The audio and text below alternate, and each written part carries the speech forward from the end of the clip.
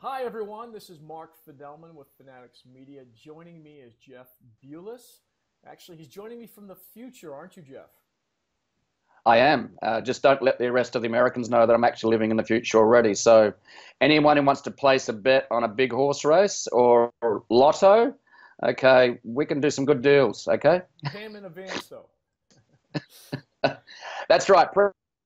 Prepayment by PayPal is what we say. There So, we yeah. go. There we go. So, Jeff is an entrepreneur. He's a blogger. He's an author, marketer, and speaker. Now I'm hearing you're getting off the continent of Australia and you're even coming to the U.S. to speak. So, he's also listed an entrepreneur as one of the top 50 online marketing influencers to watch in 2016, and we're watching you now. Number one on the content marketing influencer from Appinions, and listed number one as content marketer influencer for Onalytica. I believe that's how you pronounce it. I apologize if I just butchered that. You've done very, very well. I'm sure they'll be happy with you. They're from Okay. they're from Canada, so they'll be cool. Also, Jeff runs one of my favorite blogs called, funny enough, jeffbullas.com. I could go on with his accomplishments, but I'd rather just start getting right into the interview. I've got a few things that I really want to talk to Jeff about, really learn about. He's very prolific on the blog as well as his guest bloggers. He holds to a very high level of standards. So, Jeff, welcome to the show. Thank you. It's great to be here. Yeah, I haven't been in Australia in a couple of years. I can't wait to find an excuse to come back. So we'll have to work on that. Okay. Well, the invitation's open. We've got great beaches and great restaurants, and by the way, the wine's not bad either. No, the wine's great. I love Yeah. Bondi Beach. That's usually where I stay when I'm there. Just as you can tell, more of a relaxing vacation. Just a fantastic place to live. A second Yeah. home to somebody like me who lives in San Diego. Yep, just a short 15-hour flight. Yep. Yeah, short, very short. All right, Jeff, let's jump right in. And, you can answer these questions any way you like, but I'm interested more about you personally. And so could you tell us what people don't understand about Jeff Bullas? Jeff likes wearing lycra, but he wears it in public. Okay, In public. so that's yeah, in public. It makes for very exciting times. But You got any the photos real, you could share? not right now. They're embargoed. Okay, All right. so no, I only wear lycra for road cycling. So that's the reality, and I love road cycling. We do different riding events from New Zealand through to we did one in Cape Town recently. So that was fantastic. Such a scenic, beautiful place, and we rode around the Cape and climbed a few mountains and saw some fantastic views. And there was only 38,000 people on that ride, so it was, quite busy on the road that day. Okay. Well, Jeff, fantastic answer. We do want video, though. We want proof. It's coming through. Yeah, it's highly classified. I'll have to check it through with Julian Assange first. Okay, so all right. All right. So, Jeff, what marketing philosophy do you believe in that everyone else thinks is crazy? Well, I think people used to think it was crazy, and that was automating social. Okay, so it's not crazy today, but it was crazy 5 years ago. I used to get, when I started automating Twitter and sending out tweets every 15 to 30 minutes, people thought it was crazy and evil. So I was the evil tweeter, and it's a title that I quite proud of, really, being the evil tweeter from the past rather than the future. And but today, what are we doing? Everyone's basically doing digital marketing automation, autoresponders. So yeah, that was one of the things that I got given a hard time for, and a lot of stones were thrown from the sidelines when I started doing that, because social, for the social media purists, had to be done manually, done by hand, and as we know, that means that you get nothing else done. Okay, so yeah, that was what I call mad at the time, not mad today. Okay, so you're automating your tweets. I do mine. Most people know that I use social jukebox, which I find to Right. be a phenomenal tool, and no tweets repeated for 8 days. But the ones that keep high engagement, I leave in, and the ones that don't, I take out. Is there any kind of tactic that you use with automation in Twitter? Yeah, the one I use, which has been around a long time, is Social Oomph. It's a bit of a, it's not what I call a very sexy interface. Maybe I should look at the one you're using as a replacement, possibly. But I keep, my mind open to using tools like that. But yeah, being able to load evergreen content and send it out as recurring tweets is basically been very, very effective. And but what's happening now is the engagement from Twitter seems to be dropping because they've changed the algorithm in the last month, I've noticed. So, and I was expecting that, as Facebook did it, Instagram's done it, they're all doing it. They're all basically trying to monetize their platform. So they're removing the chronological feeds, timelines, and that's what's happening. So that means that a lot of social media marketers are just going to have to go fully paid or get really smart and savvy about leveraging and doing creative hacks for their social media marketing to get it to go viral organically. Do you think you'll give up on Twitter then if they start going more that direction, or do you think you'll stick with them? I'll stick with them, but over the last 2 years, I've been working much harder at building my own distribution, and that's via the email list. And I did that. I started doing that fairly aggressively in terms of really working hard at the optimization of landing pages and converting traffic into the leads and building email lists. So about 18 months ago, I had an email list of about 23,000, and I put in place marketing automation platform, and I used lead pages, and we started doing some, a lot more assertive marketing from that angle. So today we've got nearly 140,000 email list, and with Twitter winding back its organic reach, this has become absolutely critical. So it's really important to understand the whole ecosystem, how it's really working out and where it's going. Yeah, I mean, I've always preached email is still the place that everyone should be. It's the great common denominator. Nobody else controls it. Nobody can take control of it.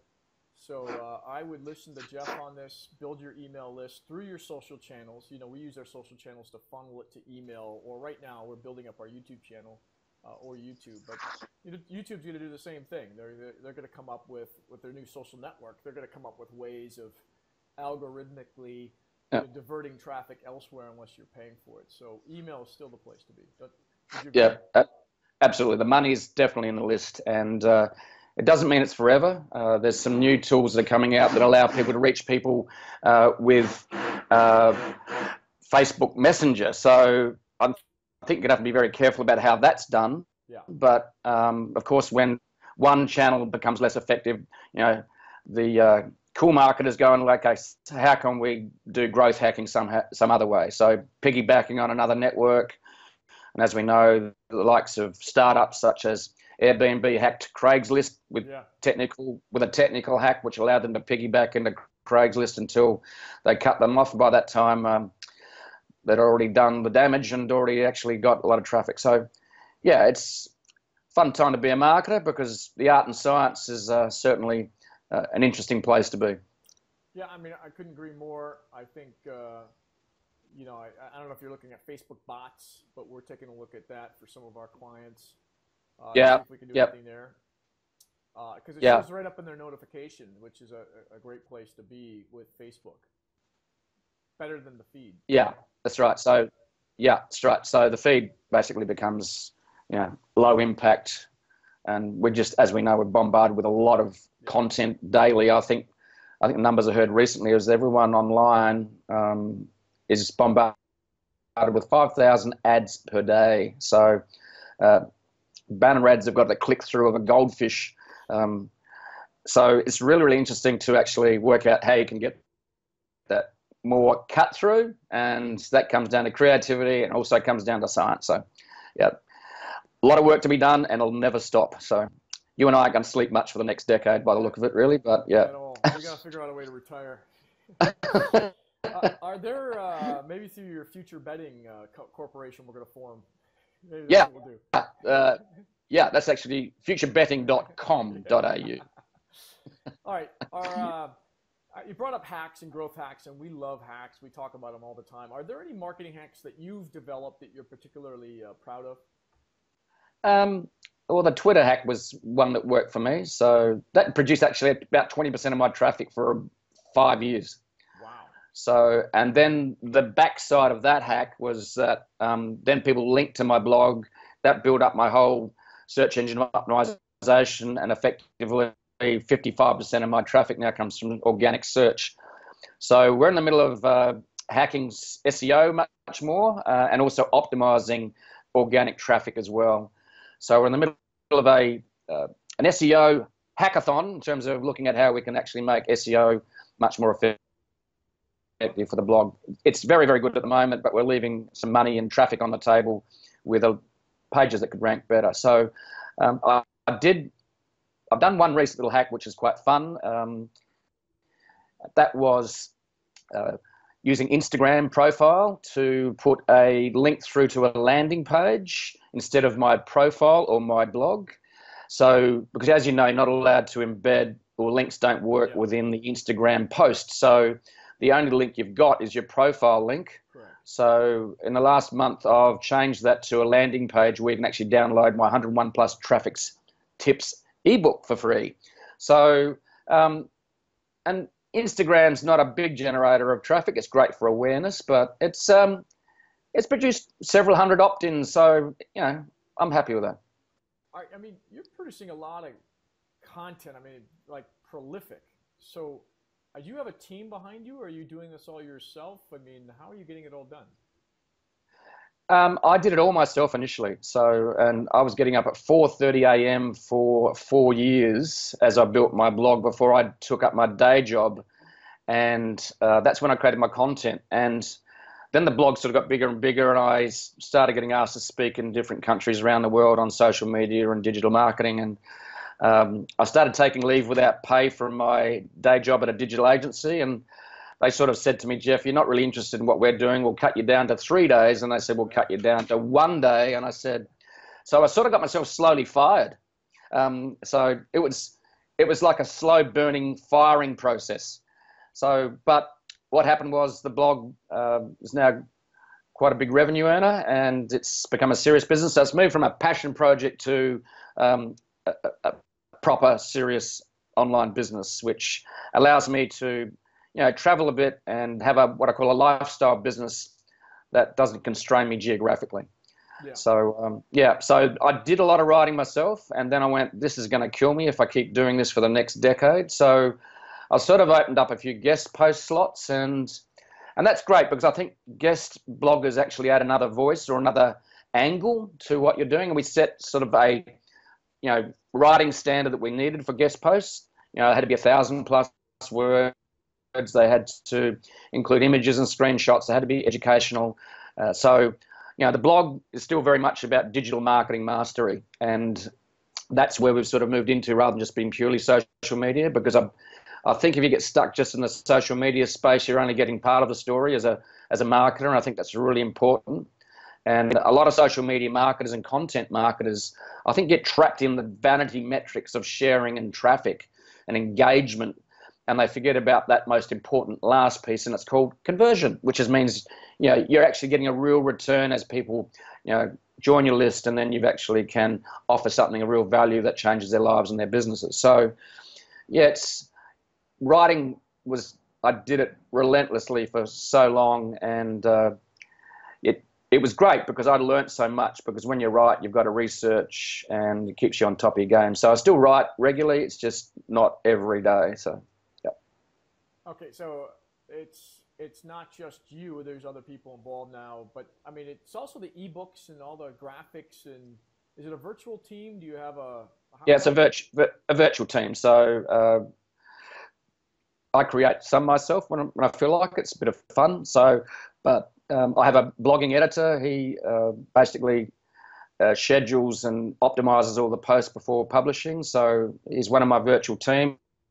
I have also a virtual team member that operates my marketing automation software and loads up campaigns.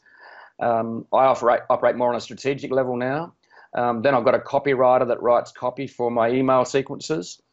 Then I've got, you know, a partner that's a tech partner. I've got a couple of those that give me backup if things sort of go pear-shaped, which they can from time to time, as you know, with blogs and hosting. So sometimes sites disappear because someone's tried to hack, and it's rather scary Yeah. because, you know, basically my soul and my life is almost buried in my digital portal. So if my blog got removed, I feel like I'd lost all my arms, legs, and it's really interesting, that angle is that when you create and publish online, it sort of defines you and it also becomes you.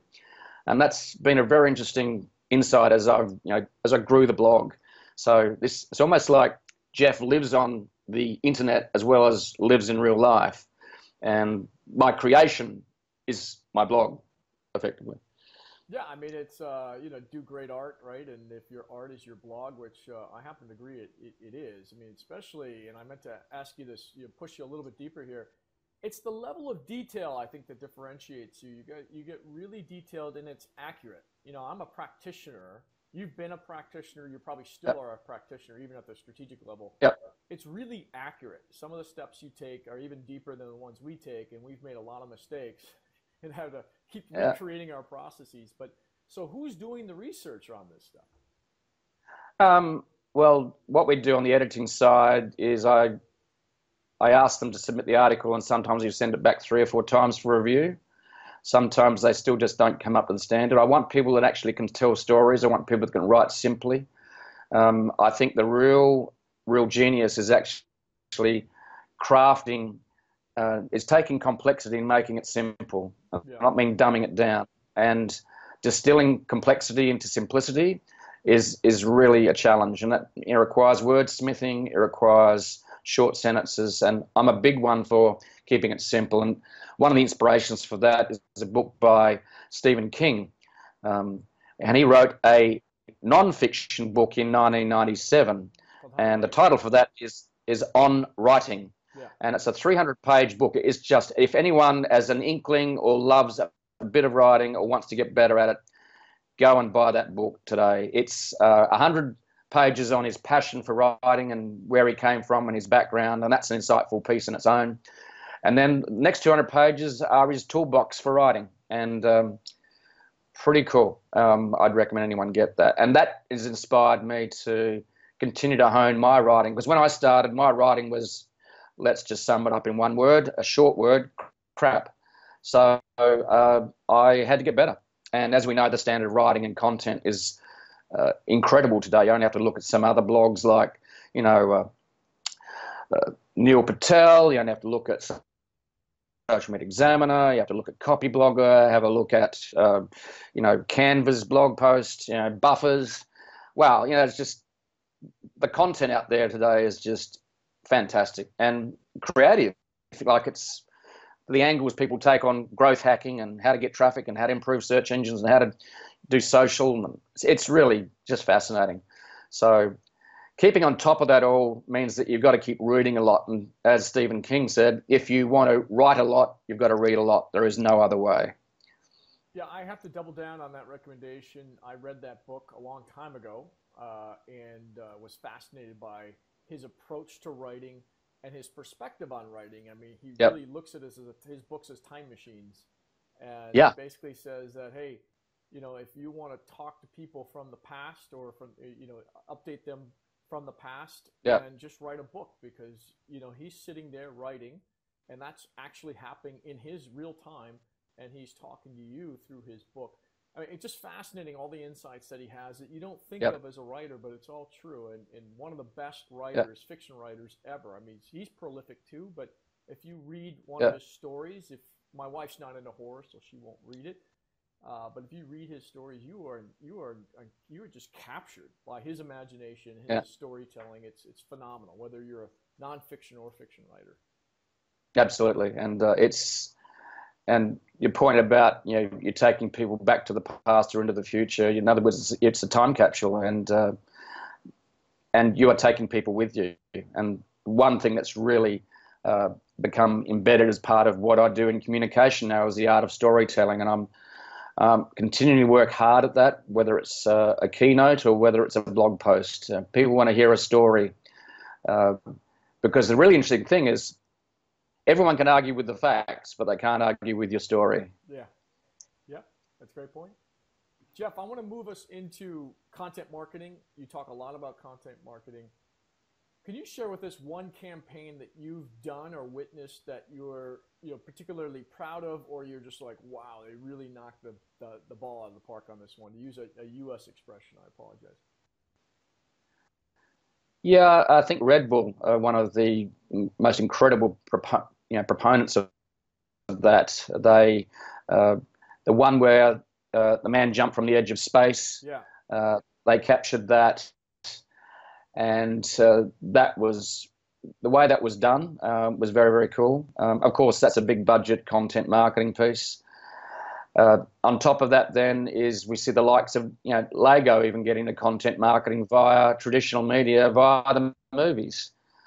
So the role of content marketing sits right through mass media through to social media, and you just have to look at some of the biggest publishers in the world and how they do that. And another one that I admire, and again, big budget, but you can learn a lot from them, is looking at the likes of BuzzFeed and how they go about making their content move. Because you can create content, anyone can do that to a point, but making your content move so it builds brand awareness and drives traffic is another thing. So, and that's why content marketing is two words: content and marketing. Yeah. And a lot of people do the content, but just stumble at the marketing part. And you got to be really relentless. And I remember went to one of my first paying gigs in Italy for speaking. They actually offered to pay me to go to Italy to speak, and went, I'll do that. So I was over a glass of red wine at a restaurant, during the conference, and I said, "Why'd you invite me?" And they said, "We saw you everywhere." In other words, content that moves creates that brand awareness and trust. And Edelman does a trust barometer every 12 months, which actually measures how you build credibility and trust. And they discovered that 1 to 2, I suppose, sites of your brand will create credibility around, or trust factor, about 3 to 5%. But if you're seen 3 to 5 times, it goes to 55%. So content marketing at its first level is an incredible trust builder. But it means you've got to be seen multiple times. So, there's a lot of great content marketing stories out there, and we're going to continue to see this to evolve. And we're now seeing the evolution and the rise of Facebook Live as people, and that's feeding into Instagram stories as well as Snapchat stories. So, and it's also leading to the demise of some of the smaller players in the game, such as Meerkat's gone now, and so's Blab. So. A bit sad. These guys were some of the pioneers of live streaming video, but again, that's another arrow in the quiver of content marketing. Yeah, we're still trying to figure out if there is an ROI on live streaming yet, with the exception of course, like what we did with Blab, is record it and then put it on YouTube, where it had SEO value, and people are still watching those videos. So live streaming, we're still trying to figure out. The only thing I can think of that's working for people, at least marketers, not social media personalities, they're just building their brand, is like this QVC style, sell a product live to your followers. If you can attract them all at a predetermined time, or if you've got the kind of followers that some people do, some of the influencers we deal with, 5,000 will show up no matter when you go live. But for brands and for marketers, maybe you could comment on this. We really haven't found a use case that makes a lot of sense besides the ones I just mentioned. Yeah, I think that's a valid question in terms of its effectiveness. And I am continuing to watch it just like you. I've participated in some Facebook live streams. So I think it will emerge more. I do know that initially when they launched it, the Facebook didn't give you a URL, so you actually could market it to your email list. It just went live, and then you had to tweet it after the fact. Yeah. I do believe that they might have even changed that. I haven't looked recently, but it's just a real challenge to make that content go viral unless you've already got an existing base, and you can hit them with a live announcement, whether it's on Twitter or Instagram, about that. So, yeah, it's. The other one is Snapchat. Everyone's trying to work out how to monetize that, and Gary Vaynerchuk's huge on that one. But a lot of that requires a lot of manual, intensive labor to do that. And yes, you sometimes need to get in the trenches and do some stuff manually. But I think the question as marketers is how can you scale your efforts, and that's always the question I'm posing when we're looking at new tactics. Yeah, I mean, my listeners will know I'm very down on Snapchat as a marketer. I'm not saying it's not good for any other use case, but as a marketer, again, when we compare it, because we run campaigns and we have all social channels open on most of these campaigns, Snapchat performs the worst, and we're using influencers on Snapchat, so that's not an excuse anymore. But they will turn it around. It's just not yet. And I think it'll be the evolution of the platform to make sure that it actually works. But as we know, most social is moving to paid, but doesn't produce a bang for your buck. It looks sexy, it looks great, it's fun, it's augmented reality, and my 25-year-old daughter loves it. Has she bought anything from it? I very much doubt it. So, we can't link out of it. I mean, how are you going to buy anything from it?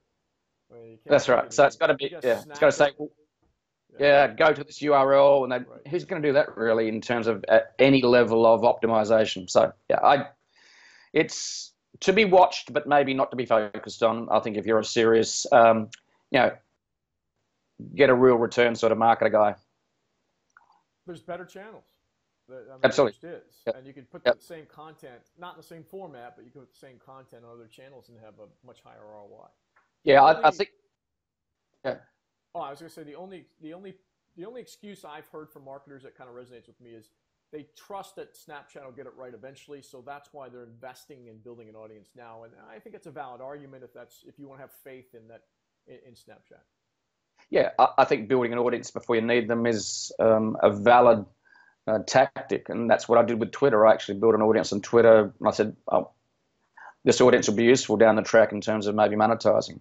But there's a mantra I quite often, and I use it during presentations and keynotes, and that's, don't keep chasing the shiny new toys. It doesn't mean test them out, but just don't get obsessed with them. Yeah. So, go and play, and then you might want to leap into it. So don't chase shiny new social media toys. You'll just get distracted and not get a return that you need to make your business, hum. Yeah, I mean, great business advice. Jeff, you mentioned your 25-year-old daughter. If you were giving her advice to become the next Jeff Bullas, how would you tell, and actually to reproduce your success, what would you do differently and why? What would you tell her to do? And would it be different and why? Is probably the most important question. Okay, so well, I've actually had this discussion with her. She's passionate about fitness and also mind-body holistic health.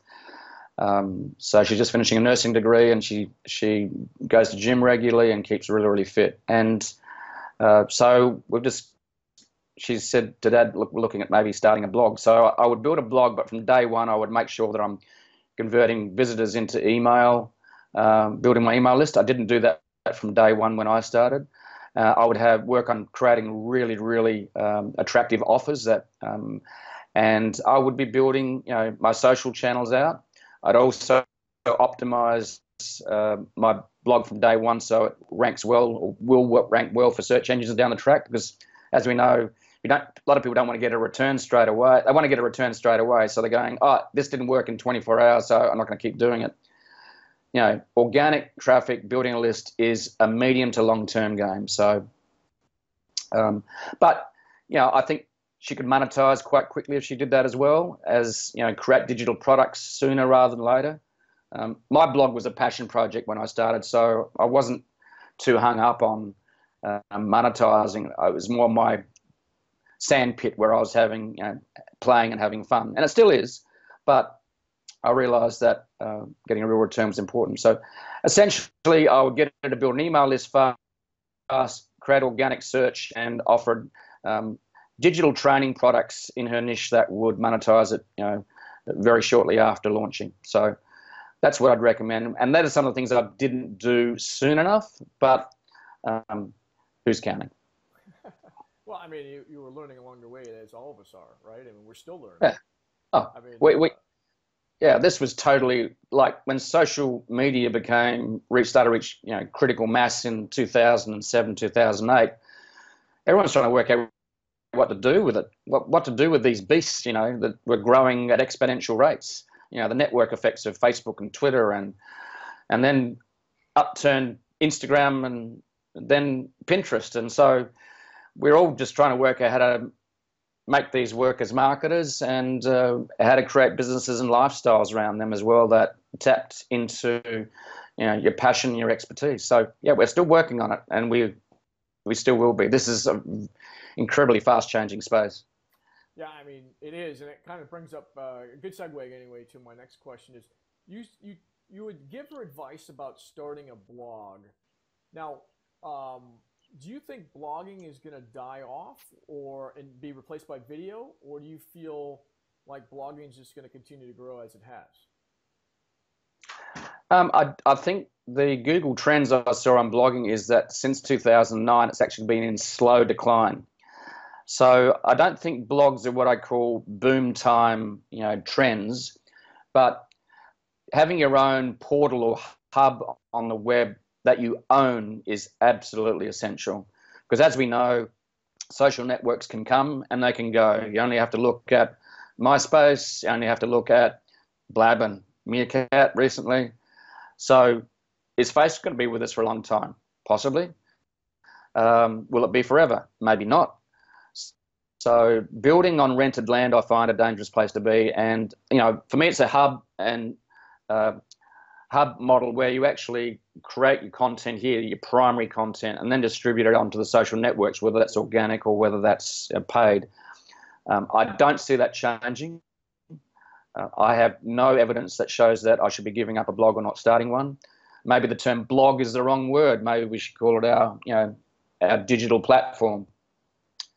So, because you could just go with videos on a website you own, and whether it's embedded from YouTube or you just upload your own videos. That's right. Yeah. But that's right. So, do you think video is going to replace text eventually, or do you think it'll be a healthy mix? Oh, it's going to be a healthy mix. I don't see the art. I wrote some posts a few years ago, which said, "Is the art of writing dying?" I actually don't think it is. I think it's actually evolving, and I think it's actually more vibrant.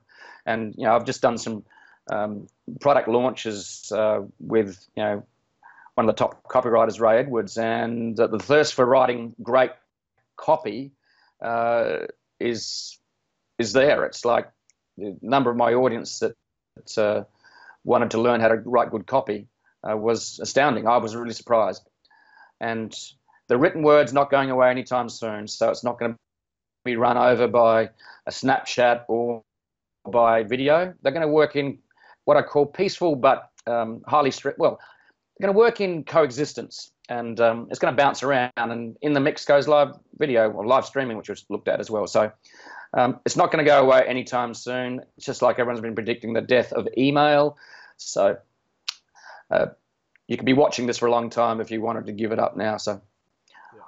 But nothing's forever. So, yeah. Well, Jeff, we're going to move now into our bonus round. These are rapid fire questions. You don't have to give a rapid fire answer. You can extend this as long as you want. But they're just meant to kind of get some more information from you that maybe not so much business related, but more about how you live your life or work more efficiently. So the first question is, do you have a favorite travel hack for flights or hotels or really anything when you're traveling that you'd like to share? Buy yourself some really, really good noise cancelling headphones. That will save you from being overwhelmed by crying babies and also by the hum of the aircraft, and will allow you to go into a cocoon of virtual reality as you watch many, many videos on. I can't work on an airplane. A lot of people say, "Oh, I just write blog." I go, "No, sorry. This is my 7 hours of peaceful distraction from the rest of the world at 40,000 feet at minus 50 degrees Celsius." So, noise cancelling headphones. That's the thing. Yeah, and I have to, I agree. I mean, you forgot the people that snore or the people that just make just rude noises a lot. They're coughing or hacking. It's like, oh, geez, come on. So I have to agree. I can't even fall asleep on planes anymore without them, without wearing them. So that's a great idea.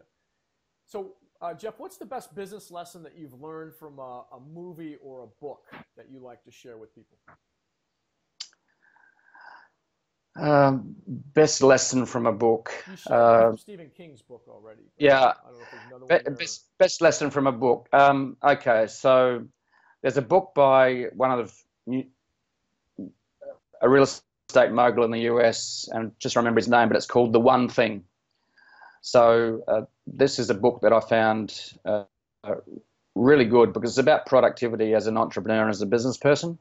And it was talking about being productive and allocating and time, in other words, time blocking, and giving yourself time to work on your one big thing, your big cause you are working on as a brand or as a business. So, and he talks about putting aside, blocking and doing certain things at certain times of the day and leaving maybe an afternoon or 3 or 4 hours a day for working on that one big thing, because as we know, we'll get distracted by the small little things such as responding to emails, and we're all enticed to actually respond to that email straight away. So time blocking and working on the one big thing is something that I certainly have woven into my work habits, and I find that really, really effective. Okay.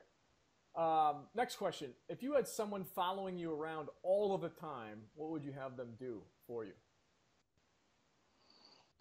I'd get them to run errands, like go and buy the food we needed for that night to eat. I would get them to go and buy that thing, go to the post office, go to the bank. So I think a person that does the trivial stuff for you. Now we do, me and my partner do that partly. We actually have a cleaner that does the trivial cleaning. So that works really, really well. But we might take it to another level. So we're working on, so we can concentrate on the things that we love doing as well as need to do that are, more important than going shopping for milk. So I notice it's all offline. It's none of it's online. So most of what you consider life's hassles are offline. I feel the same way, by the way. But it's interesting that you bring that up. Yeah.